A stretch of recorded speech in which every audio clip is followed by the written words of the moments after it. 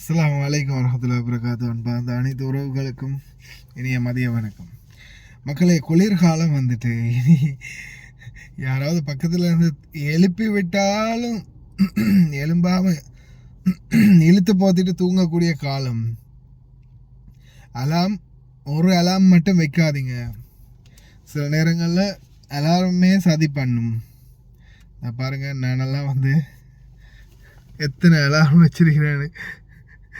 இப்போ ஒரு 8 மணிக்கு எழும்பணும்னா 6:40, 6:45, 6:50, 6:55, 6:48, 7:48, 7:48லேருந்து 7:50, 7:52 அப்படின்னு 2 நிமிஷத்துக்கு ஒருக்கா 2 நிமிஷத்துக்கு ஒருக்கா அலாரம் செட் பண்ணி ஒவ்வொரு அலாமும் அடிக்க விடுறது. ஏதாவது ஒன்றில் எழும்ப மாட்டோமான்னு.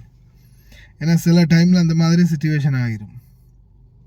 குளிர்காலம் வேறு வந்துட்டா இனி ரொம்ப ஓவராக இருக்கும் அந்த சிச்சுவேஷன். அலாம் வைக்கிறவங்க கொஞ்சம் எக்ஸ்ட்ராவாக டைம் எடுத்து வச்சுக்கோங்க. என்ன நடந்ததுன்னு தெரியுமா?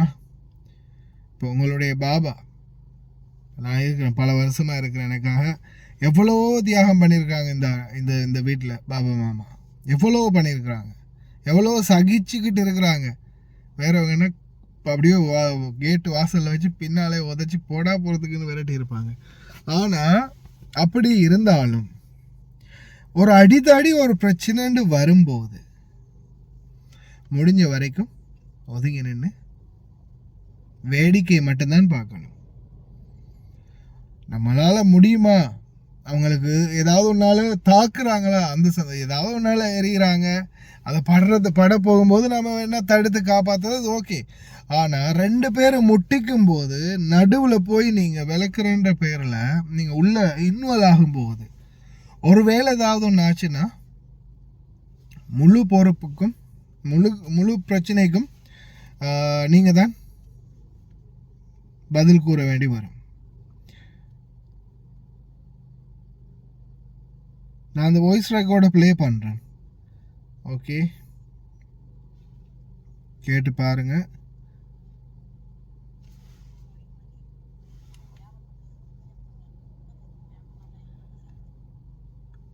எனக்கு ஒரு சகோதரர் அனுப்பின வாய்ஸ் காட்டுது.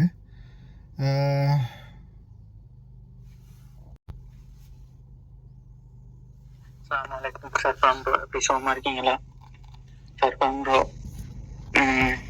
சின்ன ஒரு தகவல் ஒன்று.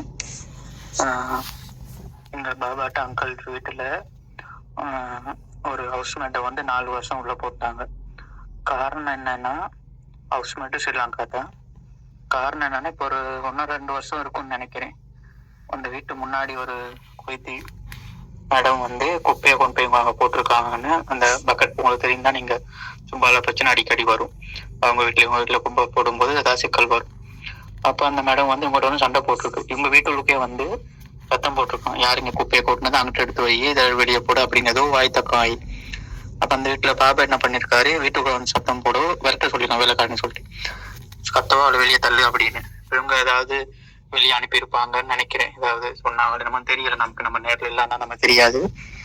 அவள் எப்படி வாய் தக்க அவங்கள வெளியே அனுப்பி வச்சு அவங்க என்ன பண்ணியிருக்காங்கன்னா, கோவத்தில் அந்த மேடம் கையை ஏதோ செஞ்சு அடிச்சுக்கிட்டோ உடச்சிக்கிட்டோ போயிட்டு ஹாஸ்பிட்டலில் போயிட்டு ரிப்போர்ட் எடுத்து போலீஸில் போய் கம்ப்ளைண்ட் பண்ணி கேஸ் கொடுத்து, இந்த வீட்டில் வேலைக்காரி அடிச்சு என் கையை உடைச்சிட்டாங்கன்னு சொல்லி இப்போ அது கேஸுக்கு போயிட்டு இப்போது 4 வருஷம் உள்ளே போட்டாங்க ஸ்ரீலங்கா ஹவுஸ்மேட்டு. இப்போ ஒரு பெரிய ஒரு சிக்கலாக இருக்குது. அவங்க எப்படியே வெளியே எடுக்கிறதுன்னு தெரியல. இப்போ வெளியே எடுக்கிறதா அந்த போயிட்டு மேடம் சொல்லுதா, போயிட்டு 2000 கடி கேட்குறாங்களா.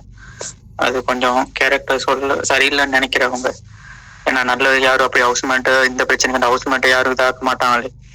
இது எல்லாத்துக்கும் ஒரு பெரிய பாடம் ஒன்று. இப்போ யாரும் அந்த டிரைவர் இருந்தாலும் சரி, ஹவுஸ்மேட் இருந்தாலும் சரி, இந்த மாதிரி குப்பை போடுற பிரச்சனையாக இருக்கட்டும், இல்லாட்டி வண்டியை ஓரமாக்குற பிரச்சனை, அவங்க நேரில் இந்த நாட்டில் அவங்க வீட்டில் உள்ள பாபாவோ மாமாவோ அவங்களையும் பார்த்துக்கட்டும். தயவு செஞ்சு வேலை செய்கிறவங்க யாரும் இதில் தலையிட வேணாம்னு சொல்லுங்க. நான் தேவையில்லாமல் பாருங்க, அவங்க அநியாயம். இப்போ இங்கே வேலைக்கு வந்தவங்க 4 வருஷம் உள்ளன்னா கொஞ்சம் வச்சு பாருங்க. இவங்க எவ்வளோ முடிஞ்ச வரையும் கஷ்டப்பட்டுக்கிட்டு இருக்காங்க இப்படியா வெளியே எடுக்கணும் அப்படின்னு. இப்போ அவங்கள்ட்ட அந்த கம்ப்ளைண்ட் கொடுத்தவங்கள்ட்ட கேட்டால் அவங்க நீ காசு பறிக்கணுக்காக வேண்டி 2000 கடி என்னமோ கேட்குறாங்க. இப்போ இவங்களை ஏண்ட மட்டும் ட்ரை பண்ணிக்கிட்டு இருக்காங்க, எப்படியா செஞ்சு அவங்கள வெளியே எடுத்துடும் ஹவுஸ்மேட் அப்படின்னு.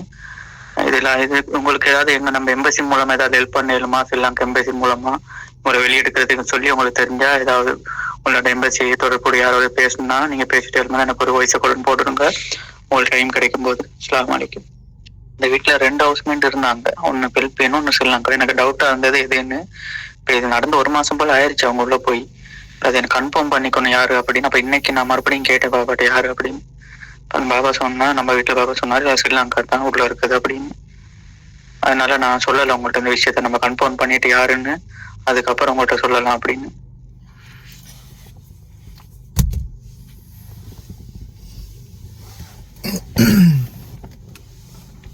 கேட்டுச்சா? பாபா வெளியே போக சொன்ன மாமா மாமா ரோஹி பர்ற மாமா, அவ்வளவுதான். போகலையா பாபா போக மாட்டேங்கிறாங்க, வந்து நீயே பார்த்துக்கோ அப்படின்ட்டு ஒதுங்கிருங்க. இல்லை பாபா சொல்லிட்டாரு மாமா சொல்லிட்டான்னு நம்ம இறங்கி எதையாவது ஒன்று பண்ணினோம்னா 4 வருஷம் 2000 தினார் கேட்குறாங்களாம். 2000 தினார் இல்லாட்டி 4 வருஷம். ஏன்னா அதிகமாகவே வரும். நான் என்ன சொல்லுவேன், நம்ம வீட்டில் சரியா, நம்ம வீட்டில் ஆப்போசைட்டில் குப்பை தொட்டி இல்லை, அதே மாதிரி அந்த சைட்லேயும் குப்பை தொட்டி இல்லை. எங்களோட வீட்டு குப்பை தொட்டி மட்டும்தான் இருக்குது. ஹத்தா மக்கள் வந்து குப்பை தொட்டி குப்பை போடுவாங்க. நம்ம பாபா நின்னார்னா திட்டுவார், நீங்களாம் கொண்டு வந்து போடாதீங்க, எங்களோட குப்பை தொட்டியை நிறைக்காதீங்க அப்படின்னு சொல்லுவார். அது எல்லாருடைய பண்பு, அது எல்லாருடையுமே அது இதுதான். ஏன்னா இப்போ நம்ம வீட்டிலேயே 3 பேர் 3-4 குடியிருப்பு இருக்குது, 10 பேரோட குப்பையும் கொண்டு வந்து போடணும். அப்போ அந்த ட்ரம்மில் போட்டால் தான் நிறைஞ்சிருக்கும். இல்லைன்னா கீழே அங்கே இங்கே வைக்கும்போது பூனை வந்து இழுக்கும், நாஸ்தி பண்ணும். அது உண்மையிலேயே ரொம்ப பெரிய ஒரு அந்த பாதிப்பு தான். அப்போ அதால் ஒவ்வொரு வீடுகள்லையும் பார்த்திங்கன்னா இந்த பிரச்சனை இருக்கும். நான் கூட சில நேரங்களில் அப்படி கொண்டு வந்து போடும்போது சொல்கிறது, பாபா நின்னாங்கன்னா மாமா நின்னாங்கன்னா கொண்டு வந்து போடாதீங்க, அவங்க எல்லா டைமில் போடுங்கன்னு நான் இவங்களுக்கு புத்திமதி சொல்கிறது. திட்டு வாங்கிக்காதீங்க அப்படின்னு. பக்கத்தில் இருக்கக்கூடிய அந்த பணிப்பெண்கள் வந்து போடும்போதும் சரி, டிரைவருங்க போடும்போதும் சரி.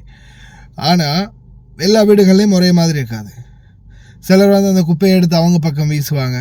ஏன் நான் இதுக்கு முன்னாடி கூட நான் ஒரு வீடியோ போட்டிருப்பேன். வண்டியை அந்த வீட்டுக்கு முன்னாடி போட்டுட்டு போயிட்டு கால் பண்ணும்போது இந்த வாரேன், வண்டி எடுக்கிறதுக்கு தானே, இந்த உடனே வரேன், இந்த வரேன்னு சொல்லிட்டு ஒரு 2 நிமிஷம் லேட் ஆகினதுக்காக ஒருத்தர் என்ன செஞ்சார், இரும்பு ராடை வச்சு அந்த வண்டியை ஃபுல்லாகவே அடித்து நொறுக்கினார் கண்ணாடிகள்லாம்.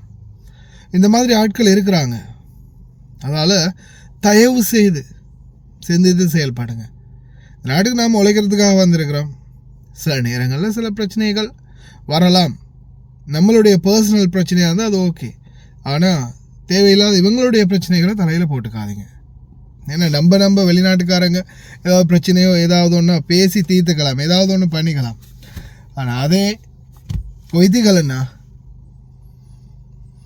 கேஸ் பாரம், கடைசியிலேருந்தோ இந்த மாதிரி ஜெயில் தண்டனை அனுபவிக்க வேண்டி வரலாம். அவங்கள பற்றின மோர் டீட்டெயில்ஸ் நான் இன்னும் கேதர் பண்ணிவிட்டு அவங்களுக்குரிய உதவிகளை செய்கிறதுக்கு இன்ஷா அல்லாஹ் நிச்சயமாக எங்களால் முடிஞ்சது என்ன செய்யலான்றதை பார்ப்போம், தூதுறதுக்கு அறிவிப்போம். ஆனால் எது எப்படியோ பாதிக்கப்பட்டவங்க மன்னிப்பு கொடுக்கும் வரைக்கும், கேஸை வாபஸ் வாங்கும் வரைக்கும் எதுவும் பண்ண முடியாது. ஒன்று ஜெயில் தண்டனை, இல்லையா அந்த அபராதத்தை கட்டி ரிலீஸ் பண்ணுறது. அபராதத்தில் வேணால் ஏதாவது கம்மி பண்ணி இவங்களா பார்த்து ஒரு செட்டில்மெண்ட்டை பேசிவிட்டு அதுக்கு பிறகு ஒரு முடிவு ஒன்று எடுக்கலாம். செட்டில்மெண்ட்டை பார்த்து பேசிவிட்டு ஒரு முடிவு ஒன்று எடுக்கலாம். மற்றபடி நோ வே, எந்த வாய்ப்பும் இல்லை. கவனமாக இருங்க, அவ்வளோதான் சொல்ல முடியும். லயன் எக்ஸ்பிரஸ் கார்கோ நம்பகமான கார்கோ.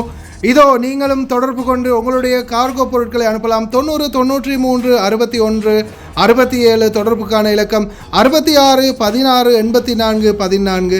இன்னும் ஒரு இலக்கம் 55 17 27 47.